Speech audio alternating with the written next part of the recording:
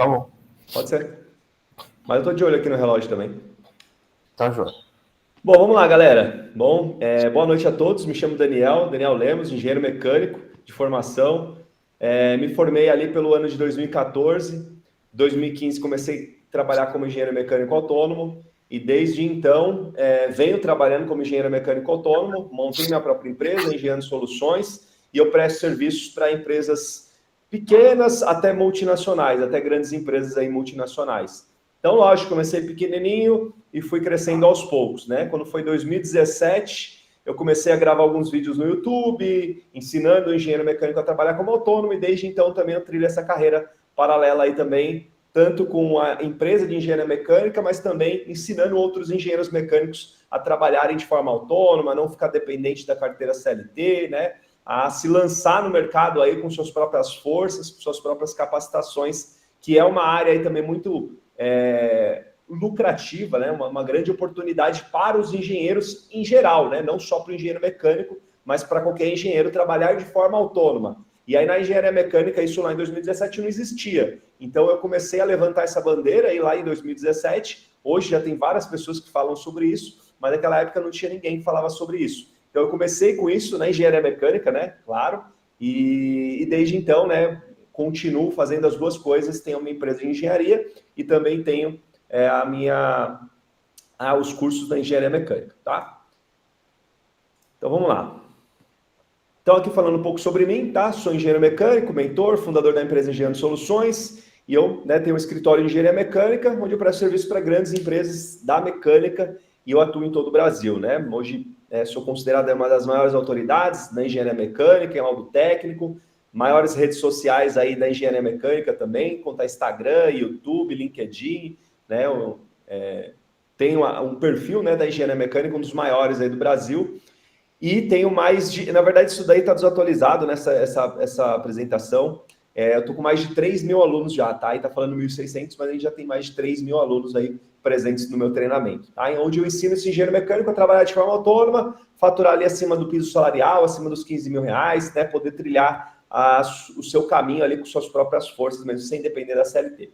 Então, o que eu vou falar aqui para vocês hoje é sobre trabalhar de forma autônoma, né? Você trabalhar com suas próprias forças, não depender de empresas para lhe dar um emprego. É você entender qual que é a demanda que as empresas precisam por aí. Então, eu vou mostrar por aqui várias áreas hoje para vocês. Entender isso e você oferecer um serviço para ela que seja o que ela precisa, né? Não oferecer pedir um emprego. Não, eu te ensino a você oferecer um serviço para ela. Falar, ó, você precisa disso daqui e eu tenho isso daqui para te oferecer. Você quer? Custa tanto. Então, você trabalhar de forma autônoma, montar a sua própria empresa, tá? E aí vocês vão perceber, galera, que aqui a minha apresentação ela é muito prática, muito objetiva. Eu sou uma pessoa muito objetiva, não gosto de enrolar muito. O que é para falar, eu falo logo e as coisas são bem claras, bem objetivas, tá? Então, é uma apresentação bem completa, mas não é uma apresentação que vai te tomar muito tempo também. Vocês vão entender de forma muito prática, de forma muito simples, tá? Então, aqui eu trago para vocês quais as desvantagens de ser um engenheiro mecânico que trabalha de forma registrada, um engenheiro mecânico CLT. Então, primeiro, entrada e recolocação no mercado. Hoje, né, não é querendo desanimar ninguém, tá? Mas eu, Daniel, hoje, quando eu me formei engenheiro mecânico, a minha sala nós nos formamos em 100 pessoas, 100 engenheiros mecânicos. Quando a gente se formou na engenharia mecânica, eu fiz uma pesquisa ali depois de 1 ano, 2 anos que eu me formei, apenas 10% da galera que se formou comigo trabalhava CLT. Então, quer dizer, apenas 10% dos engenheiros mecânicos trabalhavam CLT. E os outros 90% faziam o quê? Fazia qualquer outra coisa. Trabalhava técnico mecânico, trabalhava de analista, trabalhava em qualquer outra área. Então é aí, galera, que surge com mais importância ainda a área do engenheiro mecânico autônomo, porque é uma área que vai suprir essa carência no mercado. Hoje as empresas elas não conseguem dar conta de todos os profissionais que saem da faculdade, da engenharia mecânica. Então por isso vocês veem por aí muitos profissionais engenheiros mecânicos que não estão atuando no mercado necessariamente como engenheiro. Trabalham na área, na mecânica, mas não necessariamente como engenheiro. Então, vocês vão ver que a entrada e a recolocação no mercado desses profissionais é muito difícil. O IBGE tem uma matéria, tá aí na internet para todos, que a recolocação de um engenheiro mecânico hoje no mercado ela é em torno de 1 ano e meio. Recolocação média de um engenheiro mecânico. Então, acaba que é difícil o engenheiro mecânico entrar no mercado de trabalho, primeiramente, e depois ele se recolocar, quando ele já tem um cargo para ele se recolocar. Então, essa é a primeira das desvantagens. Segunda, você como engenheiro mecânico autônomo, você como engenheiro CLT, né, registrado, você não tem controle dos seus horários. Você vai trabalhar no horário que a empresa te passar, das 8 às 18, das 9 às 18, de segunda a sexta, de segunda a sábado, enfim, como qualquer profissional CLT, né? Você vai ter que seguir horários. Salário fixo, né? Você vai ter um salário fixo como engenheiro mecânico. Suas experiências não valem em outras empresas, então isso a gente vê muito no mercado. Profissionais que trabalham, por exemplo, na área automotiva, sai da área automotiva, vai trabalhar em outra área, ele tem que começar tudo do zero, porque a experiência que ele tinha na área automotiva não serve para uma área da indústria do plástico, da indústria metalúrgica, de qualquer outro tipo de indústria. Então, geralmente os profissionais eles ficam em uma trilha só, né? Só na área automotiva, só na área, porque ele já tem uma certa expertise ali, então ele sempre mantém naquela mesma área. Você deixará de investir em si mesmo? Por que eu falo isso? Porque hoje os engenheiros mecânicos eles querem investir naquilo que as empresas querem que eles tenham, né? Então, por exemplo, uma dos exemplos é o inglês. Eu nunca gostei de inglês, mas eu fazia inglês porque eu sabia que as empresas iam exigir inglês. Então, assim, eu não estava investindo em mim, estava investindo no que as empresas queriam de mim, né? Então, por isso que eu falo que você deixará de investir em si mesmo quando você trabalha de forma CLT. E outra, a empresa ela vai querer que você faça os cursos para a necessidade dela. Então, fazer um curso de uma norma, de uma ISO, de qualquer outra coisa, mas que seja para a necessidade dela. E é necessário capacitações extras, né? Para você trabalhar CLT. Você vai precisar de ter inglês, você vai precisar de muitas dos casos, você vai precisar de ter aí experiência, vai precisar de ter aí um mestrado, de repente, uma especialização, uma pós, para você atingir ali um patamar que as empresas querem, né? O que acontece? Como tem poucos serviços, né? Pouca demanda para engenheiro mecânico e muitos engenheiros mecânicos, então passa que as empresas elas exigem muito. Por isso que tem poucos profissionais, e por isso que a maioria dos profissionais de engenheiros mecânicos, mas a empresa quer isso, quer aquilo, quer 2 anos de experiência, quer inglês avançado, quer mestrado, doutorado, enfim. E, por último, né, é necessário experiência. Para você entrar hoje no mercado CLT, na engenharia mecânica, a maioria das empresas vão te exigir experiência. A não ser que você faça um estágio antes, né? Aí a empresa não vai exigir experiência, porque você é estudante ainda, mas mesmo assim acaba que o engenheiro ele é muito desvalorizado nos estágios. E aqui eu vou falar para vocês as vantagens de você ser um engenheiro mecânico que trabalha de forma autônoma. Então é tudo o contrário, tá? A entrada e recolocação no mercado, por exemplo, é muito fácil você entrar e se recolocar no mercado. Por quê? Porque é você quem corre atrás dos seus clientes. Então você pode aí hoje captar 50, 100, 200, 300 clientes. Lógico que nem todos vão precisar do seu serviço naquele exato momento, mas você pode fazer esse serviço de captação e você entrar no mercado quando você entender ali qual o serviço que você vai precisar para entrar em determinada empresa, qual o serviço que determinada empresa está precisando. Então você vai ter uma entrada e uma recolocação no mercado de forma muito mais rápida. Você vai ter ganhos escalados, porque você pode trabalhar para uma empresa, para 5, para 10, para 20, né, através da sua empresa de engenharia mecânica. Você vai ter liberdade de tempo, porque você pode trabalhar no horário que você quiser, se é de segunda a sexta, se é de segunda a sábado, se é de terça a sábado, se é das 9 às 18, das 10 às 18, das 7 às 14, enfim, é você quem determina os seus horários. Você vai ter liberdade geográfica, porque a sua carteira de clientes, quem leva é você. Não sei se alguém aí já tem contato com um vendedor, por exemplo, na família. O vendedor, ele leva os clientes dele para onde ele for. Por quê? Porque a carteira é dele. Então, a partir da hora que você cria relacionamento com uma empresa, eu tenho várias empresas que eu tenho relacionamento com elas, se eu estiver morando em São Paulo, se eu estiver morando em Fortaleza, eu posso atender esses clientes da mesma forma. Por quê? Porque eu posso não estar aqui presencialmente, mas eu posso fazer uma parceria com o engenheiro mecânico daqui, ele faz a vistoria para mim e a gente faz o serviço junto. Então dá para trabalhar em de qualquer lugar, né, na verdade. E você pode montar a sua carteira também lá em Fortaleza, por exemplo. Você pode montar a sua carteira onde você quiser. Você tem liberdade profissional. O que é a liberdade profissional, galera? É uma das coisas mais importantes que o engenheiro mecânico tem. Pode ter, na verdade. O engenheiro hoje que trabalha CLT, ele não tem a liberdade profissional, por quê? Porque ele trabalha para uma única empresa.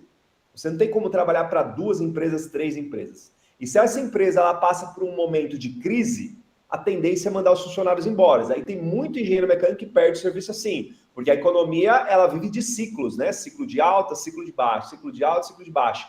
Então a maior dor do engenheiro mecânico hoje, que é formado há muito tempo, se vocês fizerem uma pesquisa, vocês vão ver, engenheiros que já estão há 10 anos no mercado, 20 anos no mercado, 30 anos no mercado, eles vão falar o quê? Que é a inconsistência do mercado. Uma hora tá tudo bem, uma hora tá tudo ruim. Uma hora tá tudo bem, uma hora tá tudo ruim. E quando tá tudo ruim, manda os profissionais embora. É até se recolocar. Então a vida do engenheiro vive ali numa incerteza.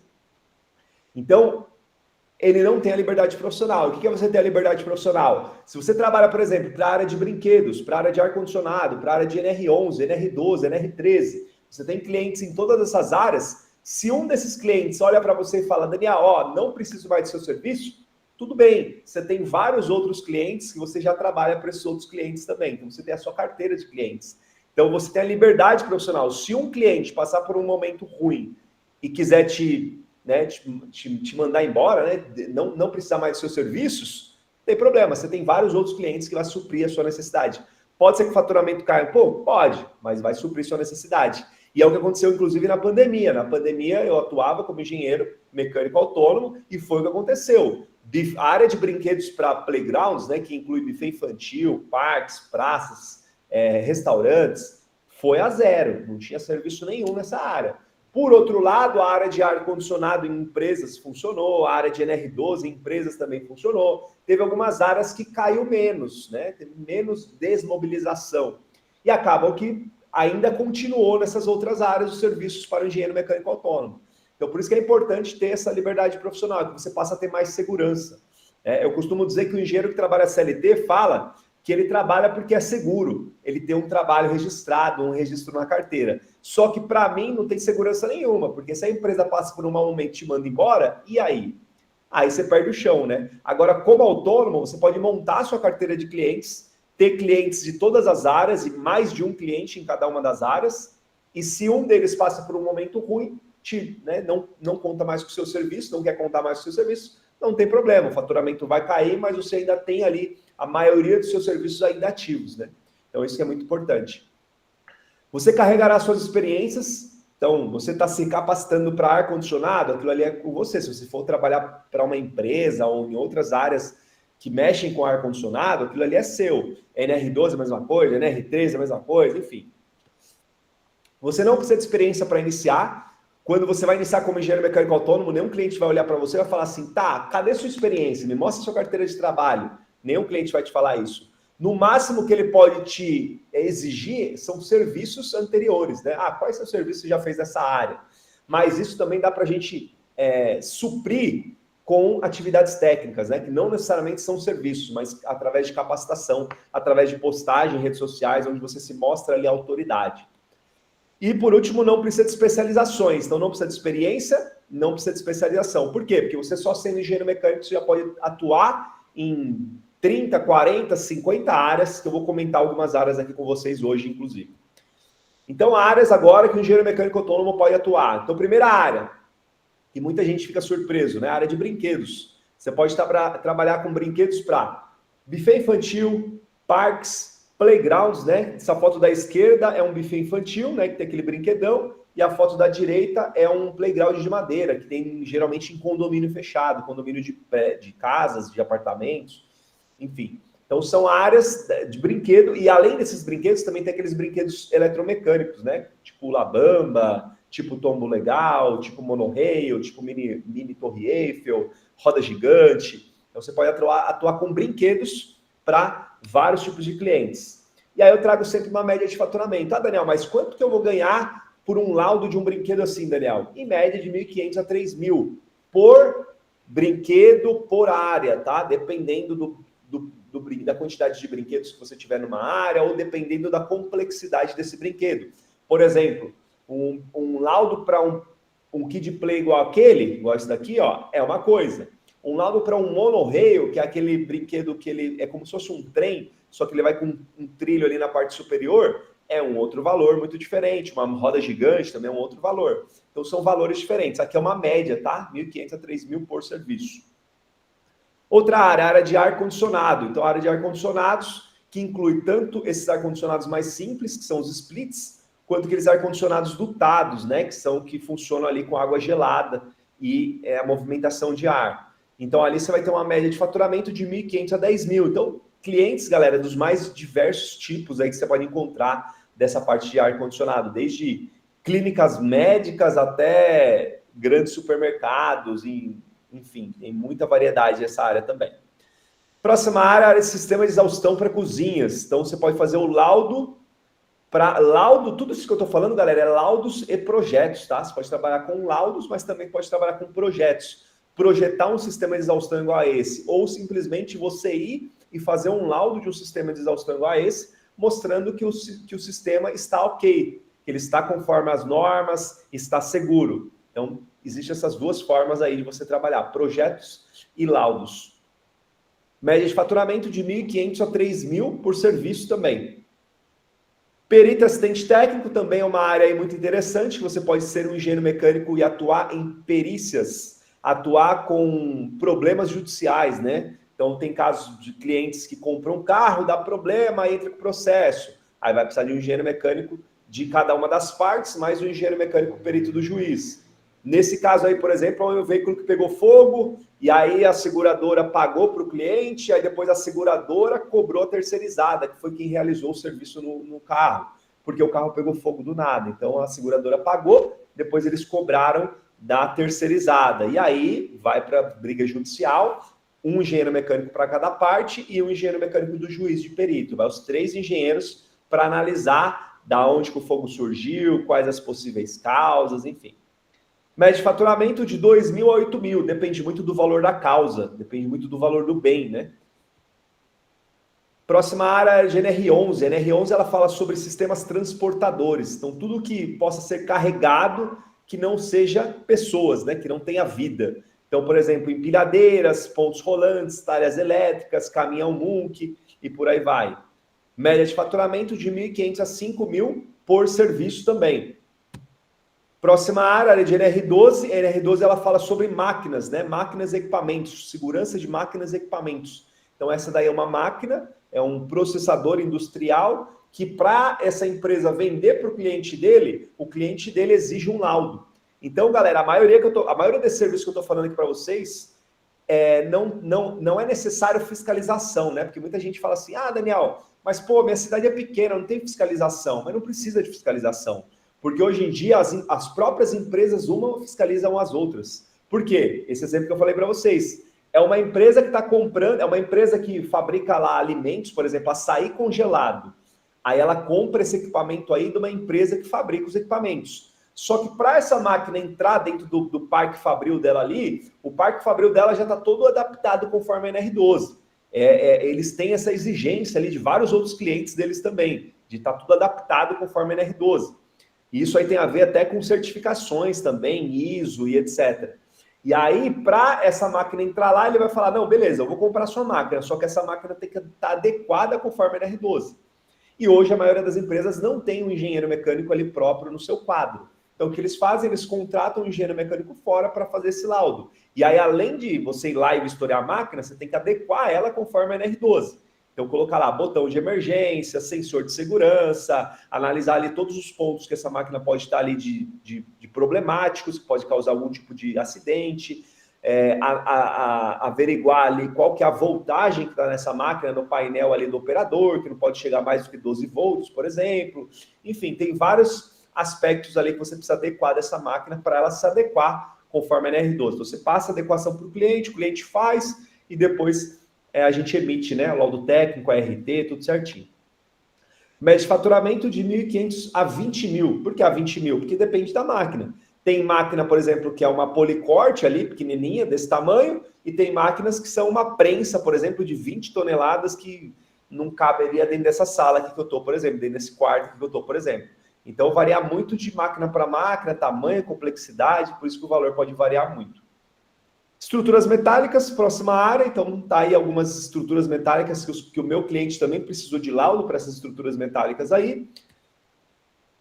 Média de faturamento de 1.500 a 5.000 por serviço, depende da estrutura, depende de vários fatores. Máquinas pesadas é uma área... Daniel, só uma dúvida. Nesse caso das estruturas metálicas, você já trabalhou na área, assim, ou não? Área assim, CLT não, né? Já trabalhei com clientes meus da estrutura metálica. Então, por exemplo, esse daí é um exemplo de um cliente meu. Porque o pessoal da Civil, geralmente eles vão para essa área de estrutura metálica e trabalham junto com o mecânico, né? Com o engenheiro mecânico, né? Não, foi só fazer esse comentário para o pessoal, que eu vou mandar o vídeo depois, né? Ah, tá. Então, sim. A área civil, eles trabalham com estruturas metálicas aí, mas é mais para estruturas ali de alvenaria, né? Estruturas metálicas. Aí para o mecânico já entra mais aqueles telhados de quadra, que eu acho que o civil até também tem responsabilidade sobre isso. Não sei, é o CREA que vai poder dizer melhor, mas eu sei que a gente tem muito laudo, por exemplo, laudos e projetos para quadras, estruturas de galpões, que são aquelas estruturas fixas ali, estruturas metálicas mesmo, tá? Esse caso que eu mostrei aqui para vocês é um caso de uma estrutura metálica que o cliente ele me pediu, que era um cliente pediu para que ele fizesse isso, porque aí nesse quadro aí, ele vai algumas peças ali para pintura. Pinta e depois vai para um forno, né? E aí, então, essa estrutura, ela precisa atender a alguns certos requisitos, tanto de temperatura, quanto de tensão, torção, enfim. Então, é um dos casos. Então, aqui a gente tem a área de máquinas pesadas, que também entra muito para a área da civil, né? Então, a civil, ela acaba pedindo muito para a área da mecânica os laudos dessas máquinas, porque eles não podem fazer.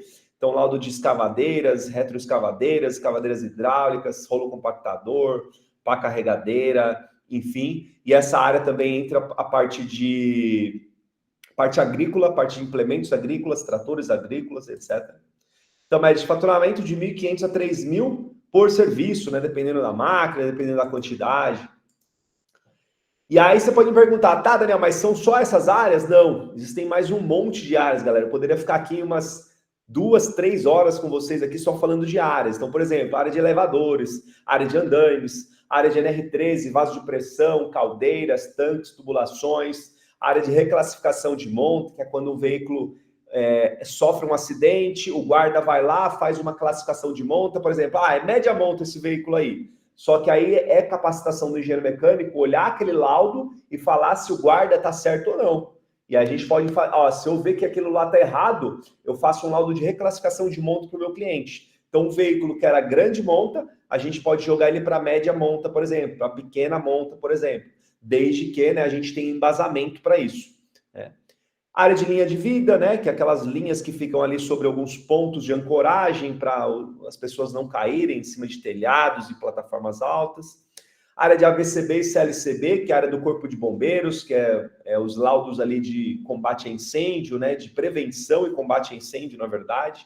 Parte de extintor, entrada e saída de emergência, na verdade, entrada, né, para ambientes ali com grandes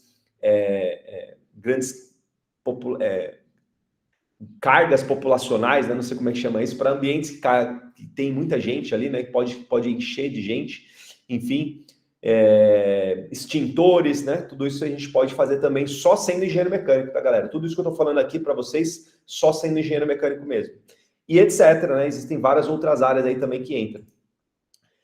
E aí eu gosto sempre de ressaltar isso, né, galera? Qualquer engenheiro mecânico pode atuar, não precisa de pós, não precisa de inglês, não precisa de experiência, só precisa do seu criativo. E para quem é aluno, o que você pode fazer? Já começar a se capacitar antes mesmo de você se formar. Para quando você se formar, você já está com tudo pronto, tudo capacitado, só para pegar o CREA e atuar. Então você vai precisar do seu criativo para poder atuar nessas áreas aí que eu estou falando para vocês.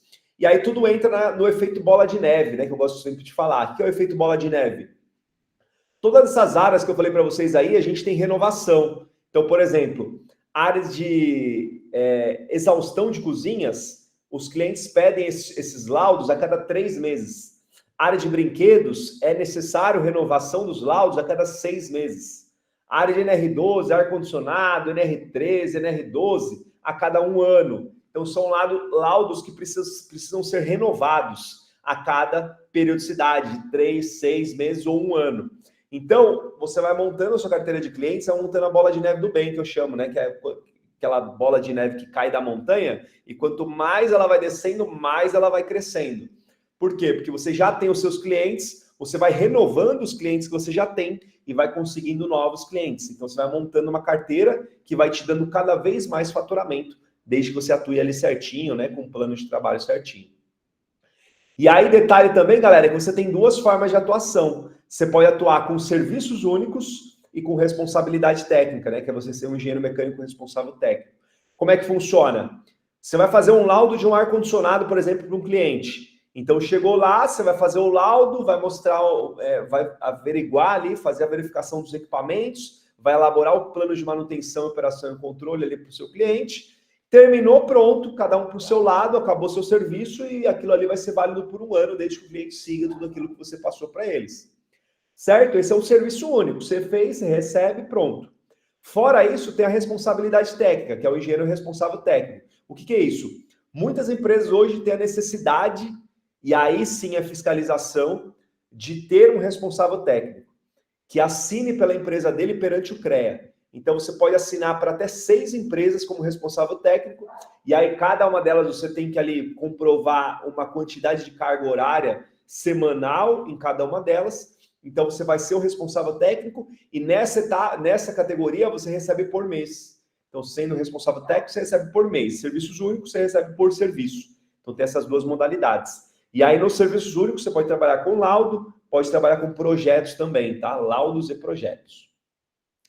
E aí eu trouxe um passo a passo simples aqui para vocês, em 10 passos, como é que vocês podem aí começar a atuar como engenheiro mecânico autônomo, tá? Então, primeiro, estar formado e com criativo, né? Primeira coisa, quem está estudando ainda pode já começar a se antecipar a isso e já preparar tudo ali para quando tiver com criativo só ir lá atuar. Segundo passo é você procurar uma área de atuação que você entenda melhor, que você tenha ali uma maior familiaridade, né? Ou atuar em várias áreas, né? Através de um treinamento, enfim. Terceiro passo, você se capacitar para atuar, porque não adianta só você querer, você escolher, você tem que se capacitar para isso. Então, entender normas, leis, decretos, decisões normativas, normas NRs, normas NBRs dessa área que você vai estudar e se capacitar. Quarto passo, você precisa se formalizar. Então, você pode se formalizar através de um CNPJ ou através também de um cadastro na prefeitura, que nós, engenheiros mecânicos, nós podemos nos formalizar através de um cadastro na prefeitura e não só através de um CNPJ, tem essas 2 formas. Quinto passo é você criar sua identidade profissional, então você montar ali o seu site, logo, ter a sua marca na internet, e aí poder cada vez mais divulgar essa sua marca na internet, para um dia você ficar conhecido como uma empresa de engenharia mecânica, né? Como engenheiro fulano de tal, sua empresa de engenharia mecânica. Aí você vai fazer sua captação de clientes, né? O 6º passo, então ter uma boa estratégia para fazer captação de clientes. 7º passo, desenvolver ali um modelo de orçamento, um modelo de contrato, para quando os clientes começarem a se interessar pelo seu serviço. 8º passo, você desenvolver aí o método que você vai utilizar para realizar sua vistoria, né? Então, estudar a norma, esmiuçar ela, fazer um checklist ali para você fazer sua vistoria, deixar isso tudo muito bem preparado. Elaborar os documentos, modelo de laudo, checklist, etc. E o 10º passo, que é o passo da bola de neve, você fazer a renovação. Porque aí quando vai chegando 3 meses, 6 meses, além de você conseguir novos clientes, você tem também a renovação daqueles clientes mais antigos, para você fazer essa renovação lá. Então, gosto muito dessa frase, né, galera? Todo engenheiro traz dentro de si o potencial de transformação da realidade. Então, eu pego casos aí dos mais variados, né? Tenho mais de 3 mil alunos, então tem muita bagagem aí. Então, pego engenheiros ali que já estavam desacreditados, engenheiros que estavam trabalhando de pedreiro e hoje está indo trabalhar de avião, né? Tem um aluno meu que ele fala, Daniel, eu ia trabalhar de bicicleta, Daniel, eu era pedreiro, eu ia trabalhar de bicicleta todo dia, agora eu estou indo trabalhar de avião, estou indo para outros estados aí com o serviço meu de engenheiro mecânico. Então, galera, o engenheiro, ele traz dentro de si o potencial de transformação da realidade. Você se formando engenheiro mecânico ou qualquer outro engenheiro, você tem dentro de si esse potencial de transformação da realidade. Então, basta você querer, basta você se capacitar para isso, né? Ter coragem também, precisa muito coragem. E aí eu sempre deixo o convite aí, né? Se vocês querem aprender mais, Inclusive, terminando essa palestra aqui, eu já vou para minha live, que eu vou fazer uma live hoje, que é a primeira live nossa, que é a live de esquenta. Então, esse é o meu próximo treinamento gratuito, o próximo evento que eu vou fazer aí, do dia 12 ao dia 15, próxima segunda-feira que vem começa. Quem quiser se inscrever, é só ler esse QR Code aí, que você já vai cair direto no site para você se inscrever, é gratuito, é online, não paga nada, tá? Não precisa estar formado também, enfim, pode assistir, não tem custo nenhum, tá? Para assistir isso. E ali tem o site também, que é o cadastro.daniellemos.com.br. Então, treinamento onde eu ensino engenheiro mecânico a atuar de forma autônoma. Eu costumo muito dizer assim, eu ensino o engenheiro mecânico a bater no peito e dizer que é engenheiro mecânico. Por quê? Porque hoje muitos se formam e não atuam na área. Então fica, você é o quê? Aí o cara tem vergonha, tem medo de falar que é engenheiro mecânico, porque não atua na área. Faz 1000 outras coisas, mas não atua na área. Então eu ensino você a bater no peito e dizer que é engenheiro mecânico, porque você atua na área. Então você vai atuar como engenheiro mecânico autônomo de uma vez por todas. Então, se você não está... Ou mesmo para quem é CLT. Tem muitos alunos meus que são CLT e falam, Daniel, tô por aqui do CLT, quero começar a trabalhar para mim, quero montar minha empresa. Então, também aprende a trabalhar por conta, montar sua própria empresa através desse meu treinamento gratuito, tá? Gratuito online, você pode assistir da sua casa mesmo. Beleza? Então é isso. Vou mandar no chat aí o link. E o meu Instagram também, para quem quiser me seguir lá no Instagram, é só ler esse QR Code aí, ou procurar lá no Instagram, Enge Daniel Lemos, tudo junto, que você vai me encontrar lá também, beleza? Então agora fica aberta dúvidas aí, e vou mandar aí os links aí no chat aí. Cada alguém que tiver alguma dúvida, liga a câmera, liga o microfone e manda a sua dúvida aí. Manda boa. Vamos lá, pessoal, vamos perguntar aí, que essa hora é muito boa, hein? Pode tirar as dúvidas aí. E como a gente tem pouca gente, ó, tá melhor ainda, porque você pode fazer várias perguntas, eu vou poder responder só a sua dúvida. Aproveita aí. Beleza. Vamos aproveitar. E é bom, galera, para quem tá aí, ó, já ir se acostumando a perder não perder a vergonha, porque às vezes a pessoa não tem vergonha, mas é você ir se colocando naquela zona de desconforto, galera. Isso daí é a melhor coisa na vida. Sempre que você tiver oportunidade de fazer uma pergunta para alguém, você tiver oportunidade na sua igreja de falar, no seu grupo de falar, no seu grupo de faculdade de falar, levanta a mão, se coloca na zona de desconforto. Se coloca porque você vai crescer muito. Você vai crescer muito, vai lidar com aquele momento, pô, e agora o que eu falo? E aí você vai cada vez mais tendo mais familiaridade com isso e vai crescendo como pessoa e como profissional, tá? Então, se coloque nesses momentos que é muito bom para todo mundo. Alguém vai falar, pessoal? Alguma pergunta? Boa noite. Eu gostaria de fazer uma pergunta só. Não sei se tem tempo. Claro, eu pergunto mais em relação ao processo de capacitação que você tem que fazer para poder começar a exercer como engenheiro autônomo, assim, necessariamente. Tipo, você precisa ter certos cursos específicos daquela área que você está fazendo, você precisa ter uma capacitação, por exemplo, se você vai atuar em áreas, por exemplo, de NR13, NR12, na áreas que envolvam o NR de maneira geral, você precisa ter uma capacitação técnica disso que venha de algum órgão, alguma coisa do tipo, ou é algo que é mais individual mesmo, e mais autônomo nessa parte também, assim? O seu microfone está desligado. Eu percebi. Não, beleza. Desculpa aí. Não precisa, tá? Não precisa de nenhuma capacitação extra. Não precisa de um curso de NR13, não precisa de um curso de NR12, não precisa de um curso de inspetor em solda, não precisa de curso de perito, assistente técnico, nada, tá? Só sendo engenheiro mecânico, você já vai ter demanda em todas essas áreas. Agora, o porquê? O que é legal dos cursos? É que o curso você se prepara melhor. Não é exigido, mas com o curso, com uma capacitação, você se prepara melhor para aquilo. Então, o que eu falo, não precisa de curso, mas você precisa estar capacitado para aquilo.